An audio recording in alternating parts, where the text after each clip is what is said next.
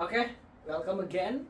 Part 2 ini kita akan bahas tentang seputar perkuliahan. Jadi sistem perkuliahan, segala macam yang kita bahas.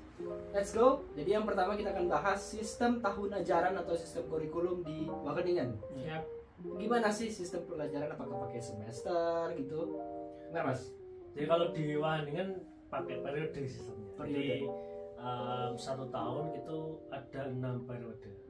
Di periode setiap periodenya itu ada yang 2 bulan, ada yang 1 bulan. Katakanlah untuk periode 1-2 itu 2 bulan. 2 bulan. Panjang. Nah, ya istilahnya periode panjang. Dan periode 3, periode 4 itu periode pendek. Itu 1 bulan, 1 bulan. Dan ya kalau per periode ya, kalau ada examnya ya exam. Jadi dan nanti ditutup periode 6, 5-6 itu periode panjang, periode 2 bulan ya.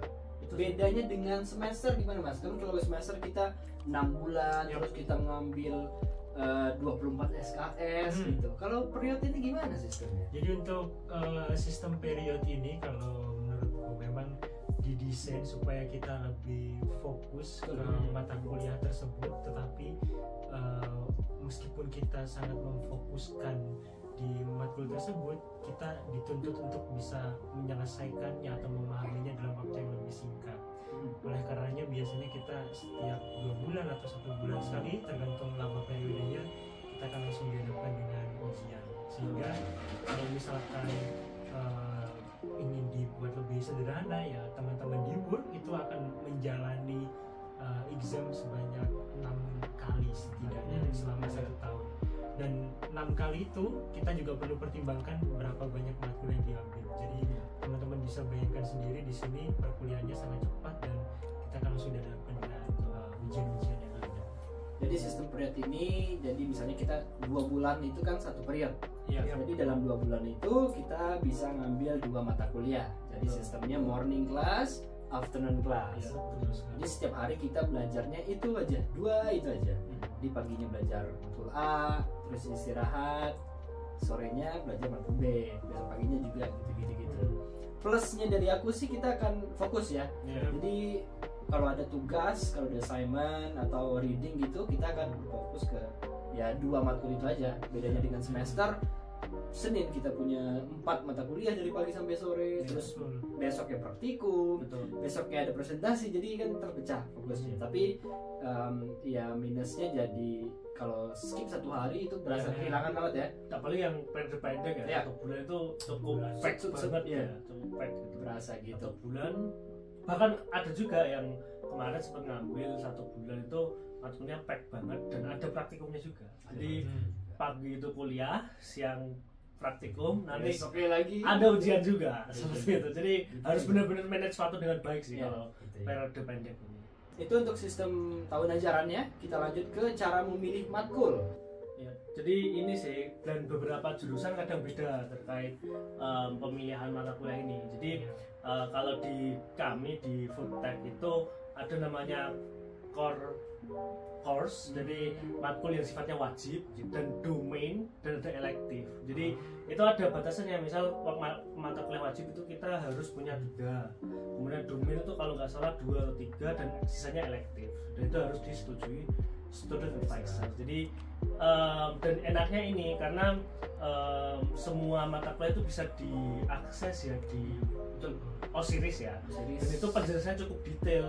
Mata kuliah ini tentang apa, kemudian apakah ada assumed knowledge yang dibutuhkan, atau bahkan keberlanjutan mata kuliah dari ini. Misal di part ini ngambil ini, nanti di part selanjutnya kita bisa ngambil lanjutannya yang mata kuliah ini. Jadi itu sangat terbatas sebenarnya, dan ya kita tinggal diskusi dengan student advisor, kemudian ya kita bisa rancang lah. Ada plan app juga untuk rancang mata kuliah yang kita ambil selama di sini nanti. Kalau dari aku dulu pas baru datang ke sini itu ada namanya pekan persiapan lah gitu, AID semacam kita bisa konsultasi dengan student advisor, kita datang nemuin beliau, terus beliau juga ngasih kita kayak ini matkul wajib kamu, ini matkul pilihan, ini matkul elektif, jadi kita bisa baca dulu di Osiris, ini apa sih sebenarnya, terus requirement knowledge before entering the class itu apa aja, terus apakah ini nanti sistemnya exam, Ada juga yang sistemnya presentasi, jadi nggak ada exam, jadi itu semuanya lengkap di Osiris. Jadi tinggal teman-teman baca. Yang penting kita riset, rajin baca si Osiris biar ekspektasi kita tuh nggak melenceng ya dari sebenarnya matkul ini.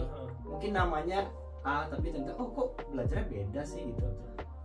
Jadi pasti ada ya penyesuaian gitulah. Apakah bisa Mas, kalau misalnya kita masih di Indonesia nih, apakah bisa kita approach supervisor terus ya saya bersedia menjadi supervisor terus kita ajukan pas wawancara PDP gitu? Oke. Bisa nggak? Jadi untuk approach supervisor mungkin isu ini akan lebih relate kalau teman-teman mengambil master by research. Karena memang betul. Akan lebih dibutuhkan approval dari si supervisor. Tetapi ketika teman-teman melanjutkan perkuliahan di MUR yang mana di sini tuh basisnya master by coursework, maka teman-teman tidak perlu terlalu risau terkait supervisor. Teman-teman bisa meng-approach mereka mungkin sekedar untuk berdiskusi, menanyakan beberapa possible topik yang ingin teman-teman ambil ketika nanti lanjut master atau PhD gitu. Tetapi teman-teman tidak harus mendapatkan semacam approval dari si supervisor ini. Dan khusus untuk kasus mendaftar beasiswa, teman-teman bisa sampaikan memang beberapa nama supervisor yang ingin teman-teman jadikan sebagai pembimbing ketika melanjutkan tesis, tetapi bukan berarti itu akan menjadi supervisor teman-teman ketika nanti memang sudah melanjutkan studi.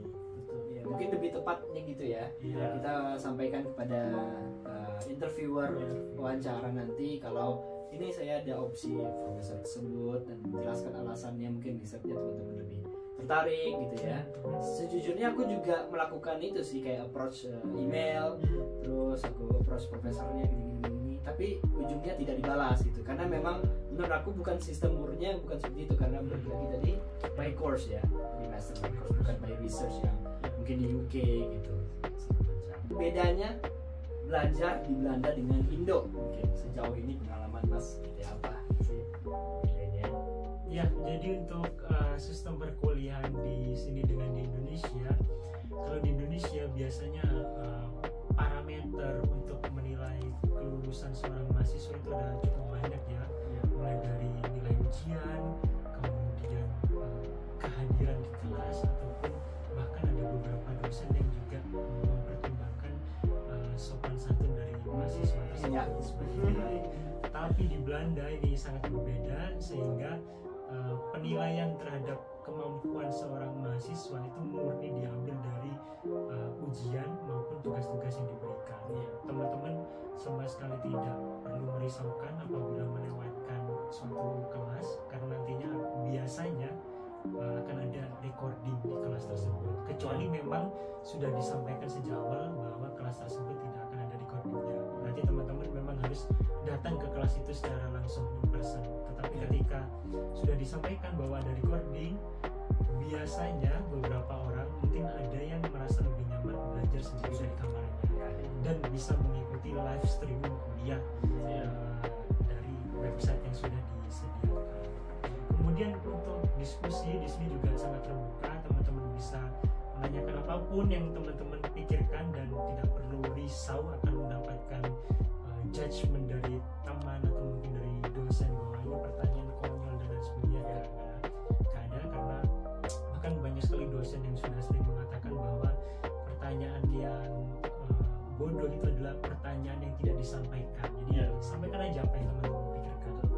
Di sini sangat terbuka. Dan seandainya dosennya tidak bisa menjawab atau tidak memiliki jawaban pada saat itu, dosen di sini sangat terbuka. Fair banget ya? Ya, jadi biasanya akan ngomong saya nggak tahu jawabannya, atau kalau misalkan dosennya ragu-ragu dengan jawabannya, biasanya akan bilang ya I guess gitu, atau predict gitu ya. Jadi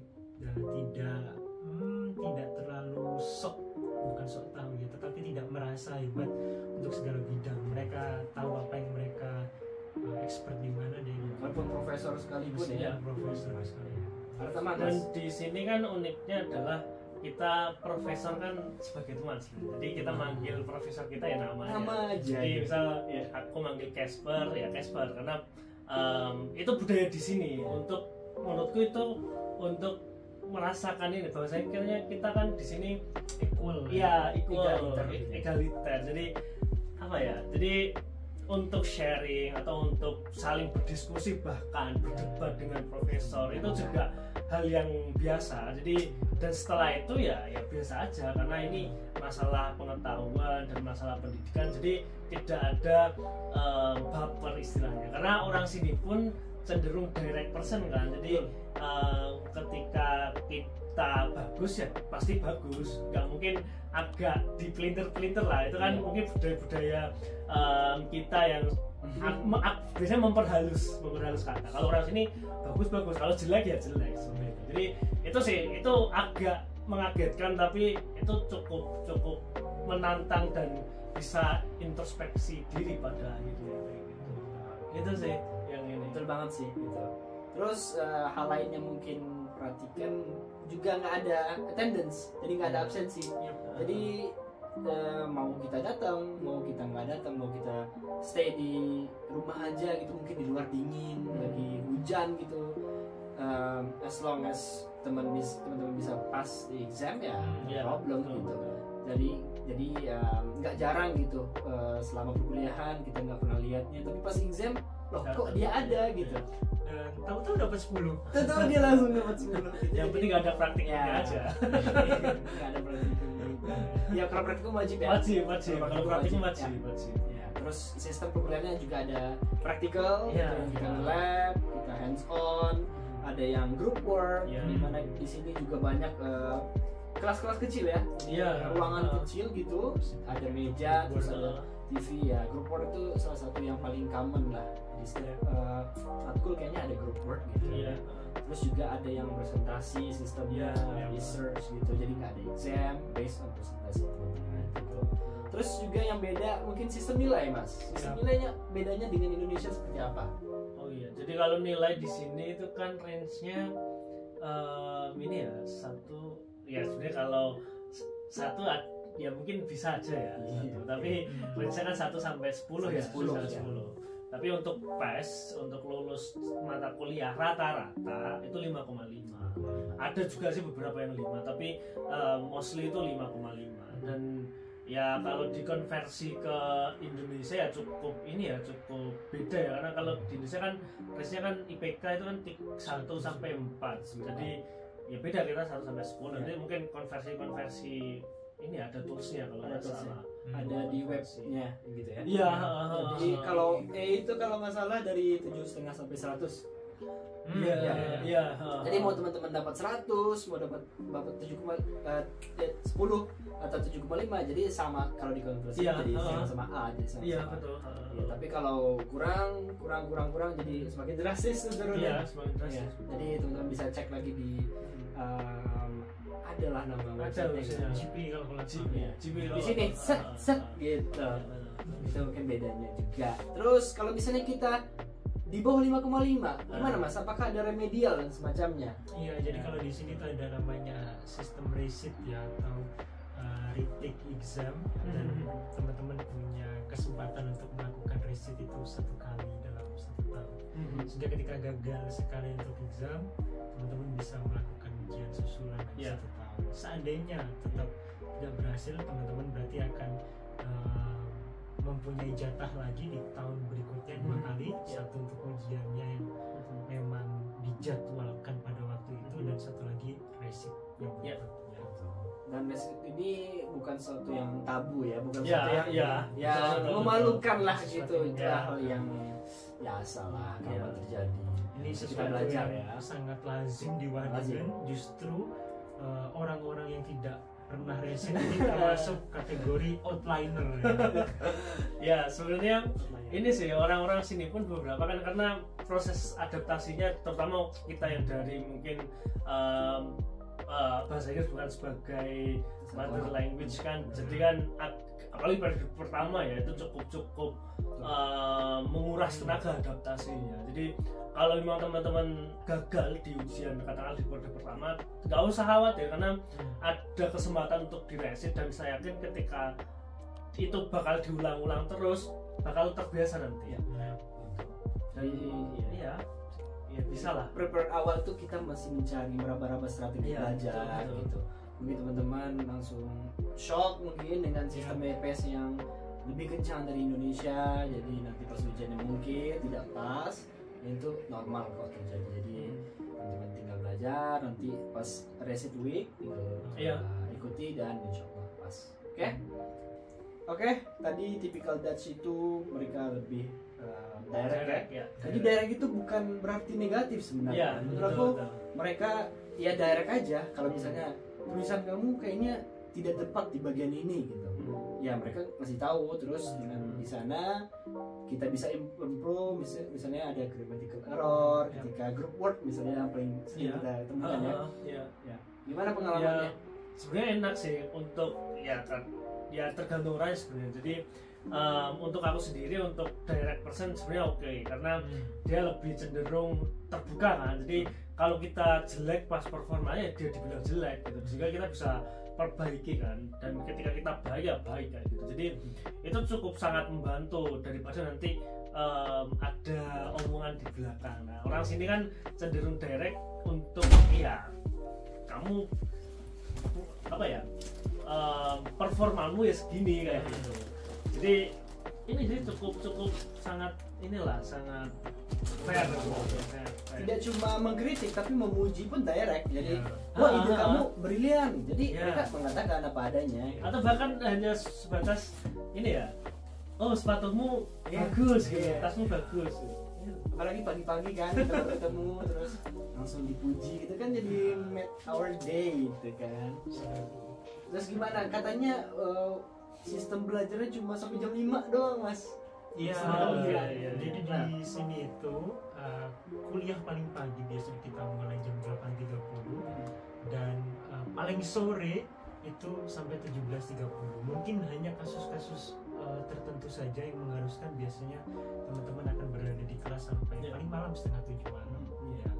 Dan di sini life balance-nya sangat, work life balance-nya ya sangat dijunjung tinggi oleh para mahasiswanya, sehingga kalau misalkan teman-teman bahkan punya agenda pribadi yang sudah dijadwalkan jauh-jauh hari, kemudian tiba-tiba ada group work nih, ada yang ngajakin, teman-teman sampaikan aja, oh sorry, I have already had another agenda with my friends and the other things, ya sampaikan aja.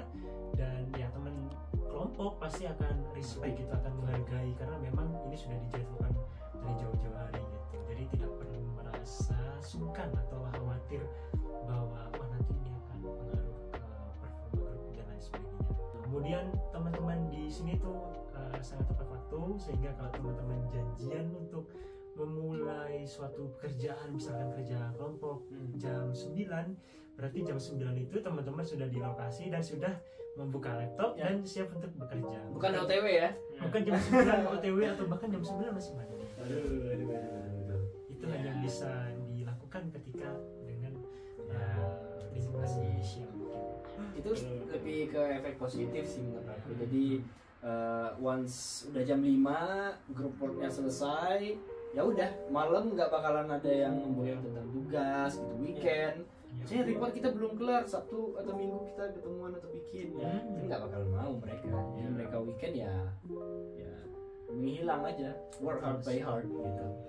Itu mungkin yang teman-teman bisa antisipasi ya dari Dutch yang lebih ke efek positif sih overall. Oke, next kita akan ngobrol tentang spesialisasi dan chair group. Apa sih sebenarnya spesialisasi? Apa sih chair group ini? Jadi untuk spesialisasi di setiap program studi itu biasanya sudah membuat beberapa atau menyediakan beberapa spesialisasi. Tujuannya adalah untuk memfasilitasi teman-teman supaya lebih terfokus terhadap beberapa topik perkuliahan tertentu. Misalkan kalau di Food Technology di program akademik year tahun 2023-2024 itu ada kurang lebih 6 spesialisasi, dan teman-teman bisa pilih untuk memfokuskan topik mana nih yang teman-teman ingin perdalam. Dan tidak semua jurusan memiliki sistem spesialisasi. Ada beberapa jurusan yang memang jauh lebih fleksibel dan jauh lebih terbuka. Ini aku baru tahu justru. Ya, Lihat yang dan, lebih spesialisasi. Dan Ya. bahkan di satu jurusan yang sama, ketika academic year programnya itu udah beda, bisa juga beda kebijakan. Ada yang masih menggunakan spesialisasi, ada yang tidak. Iya.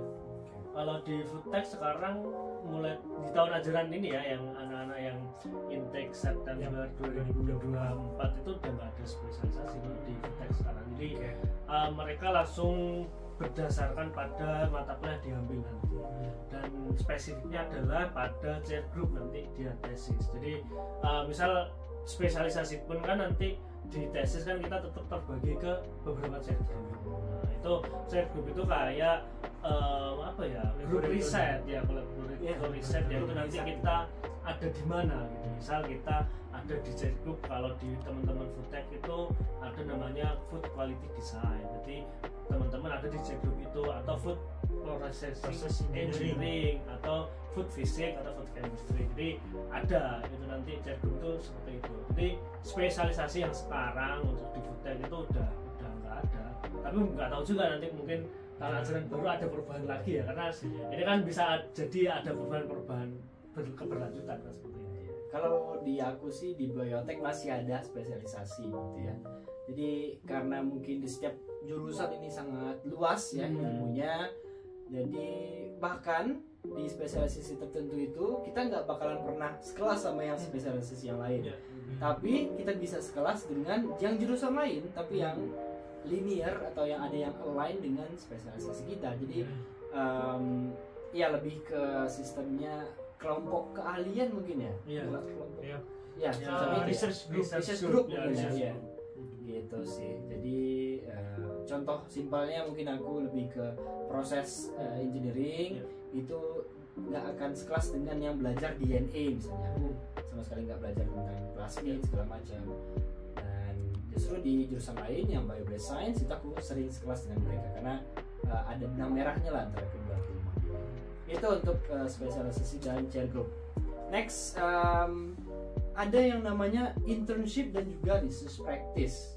Nah itu akan dilakukan di tahun kedua ya biasanya. Kedua, ya. Jadi setelah ini kan, kalau di kami di Foodtech itu aturannya adalah kita harus tesis dulu, baru internship. Jadi kita nggak bisa switch. Jadi kita nggak boleh internship dulu baru tesis. Jadi harus tesis dulu baru internship.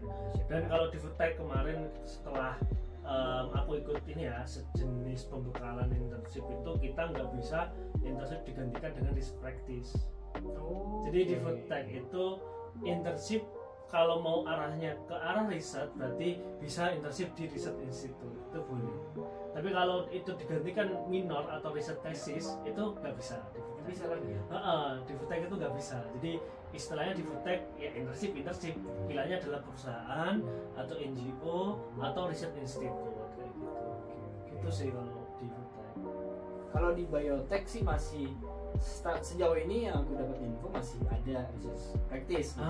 Iya, Jadi bedanya apa sih sebenarnya? Kalau intern secara garis besarnya bagi teman-teman yang menjadi praktisi di industri itu mungkin lebih relate-nya terjun ke internship, mendapatkan experience bekerja di industri gitu segala macam.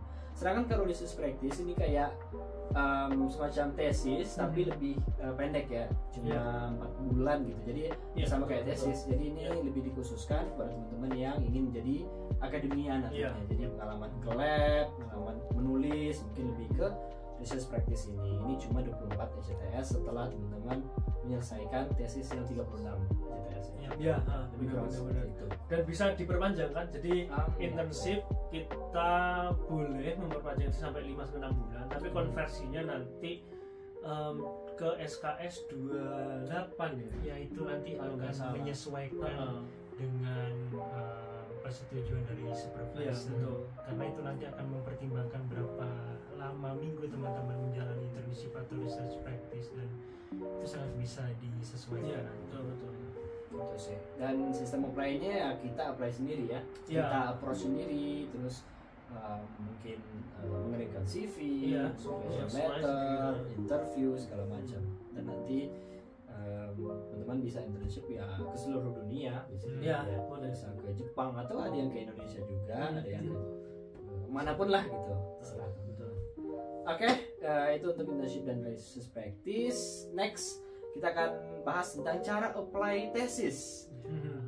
apakah kita ada pilihannya di Osiris, di aplikasi pembelajaran, atau approach profesor, atau seperti apa dari sistem dari masing-masing jurusan?